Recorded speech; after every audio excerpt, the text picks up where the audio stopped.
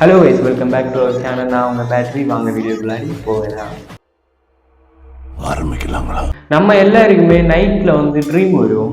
அதில் எனக்கு இது ஒரு ட்ரீம் வரம்பா ஃபுல்லாக நான் தமிழ் மொழியில் மட்டும்தான் எனக்கு இது ஒரு ட்ரீம் வந்து, வேறு இங்கிலீஷ்லேயோ ஹிந்திலேயோ அது மாதிரி எனக்கு இது ஒரு வாட்டி கூட வந்தது. உங்களுக்கு வேறு மொழியில் ஏதாச்சும் கனவுகள் வந்திருக்கா?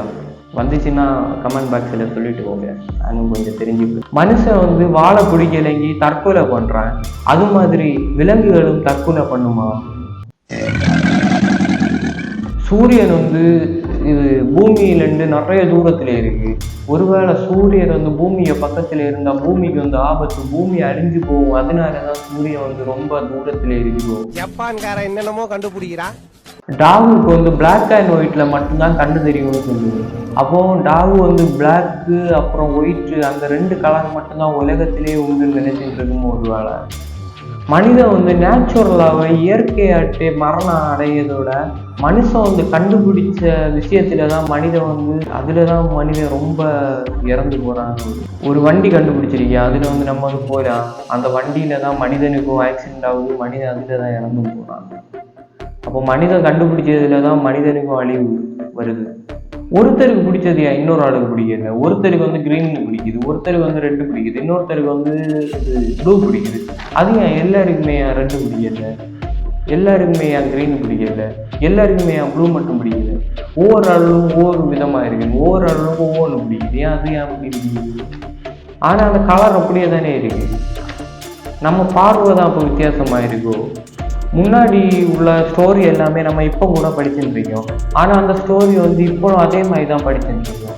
இப்போ வந்து கணபதி கல்யாணமே ஆகல, முருகருக்கு 2 பொண்டாட்டி, அப்படிதான் நம்ம வந்து படிச்சுட்டு இருக்கோம். ஒருவேளை இப்போ அது வந்து எத்தனையோ வருஷத்துக்கு முன்னாடி உள்ள கதை. இப்போ வந்து ஒருவேளை முருகருக்கு வந்து ஒரு 4 பொண்டாட்டி இருக்கிறான், கணபதிக்கு வந்து இப்போ வந்து வேற கல்யாணம் ஆகியிருக்கிறான்.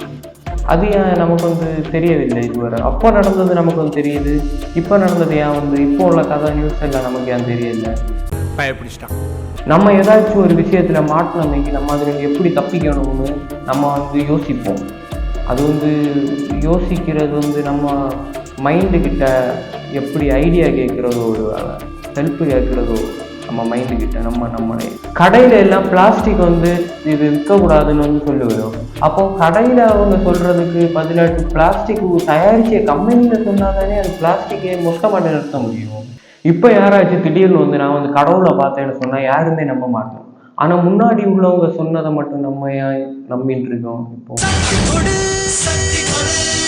மழை பெய்யுது, ஆறு ஓடுது, அப்படி குட்டையில் அப்படி இப்படி நிறைய எல்லா இடத்துல இருந்து நிறைய வெள்ளம் போகுது. எல்லா வெள்ளமும் ஒரு கடலில் போய் தான் சேருது. எவ்வளோ தூரம் தான் வெள்ளம் வந்து கடலில் தாக்க முடியும்? மனிதன் வந்து ஸ்பைடர் எல்லாம் வலை செஞ்சு இது சின்ன சின்ன பூச்சிகளை பிடிக்கிற மாதிரி தான் ஒருவேளை மனுஷன் வந்து வலைன்னு ஒன்று வந்து கண்டுபிடிச்சி மீன் வந்து பிடிக்கணும். நம்ம ஸ்கூல் காலேஜில் எல்லாமே நம்ம படிக்கிற நம்ம கூட இருக்கிற ஃப்ரெண்ட்ஸை ஒரு சமயத்தில் லைஃப்பில் நம்ம பார்க்கவே முடியாத அளவுக்கு ஆகிடுவீங்களா? உங்களுக்கு இதே மாதிரி நான் தோணிட்டு இருந்தேன்னா கமெண்ட் பாக்ஸில் கமெண்ட் பண்ணுங்க. நன்றி, வணக்கம்.